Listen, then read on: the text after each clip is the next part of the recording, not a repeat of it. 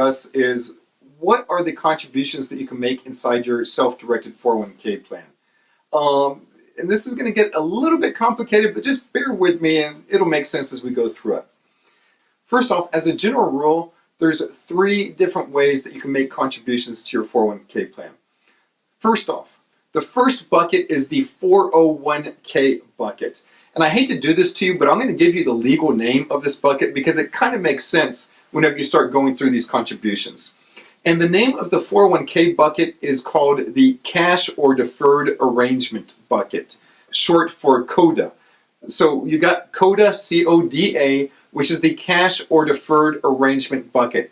And that's whenever you're being paid a salary, you tell your corporation, your employer, that I don't want that salary. Instead of giving me $5,000 a month, why don't you keep $2,000, only give me $3,000, and the $2,000 you keep, you put inside of my 401k bucket. So that's the first bucket that you can make contributions to inside of a 401k plan, is the Cash or Deferred Arrangement Bucket. Right now, as we're making the videos, I think you're allowed to put in the lesser of 100% of your salary or $17,000. That figure might be $17,500.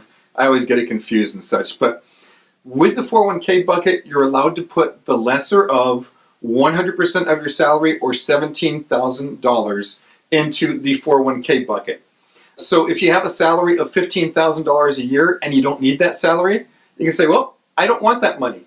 Go ahead and put it all inside the 401k bucket. And that's what makes these 401ks so incredibly powerful, is all of the dollar amounts of contributions that you can make into these things. Okay, next bucket. Next bucket is the profit sharing bucket. So what's going to happen with the profit sharing bucket is this. At the end of the year, if we're dealing with a corporation, you're now going to run the numbers and you say, okay, my salary from the corporation was, let's just say $100,000. With a corporation, you're allowed to have the corporation contribute up to 25% of your salary from that corporation.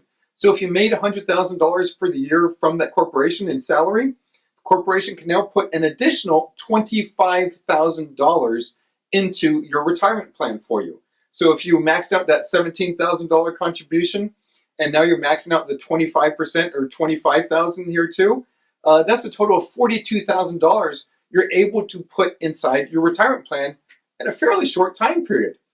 If you were dealing with an LLC or a sole proprietorship, due to the self-employment taxes and doing some weird calculations there, the amount that you can contribute is based upon the profits of the company, and it's only 20%, it's not 25%. So going back to that same fact pattern, if you had profits of $100,000 for the year, the maximum profit sharing contribution would be 20% or $20,000. Tie that in with the earlier $17,000, that's a total of $37,000 that you've just slipped into the retirement plan.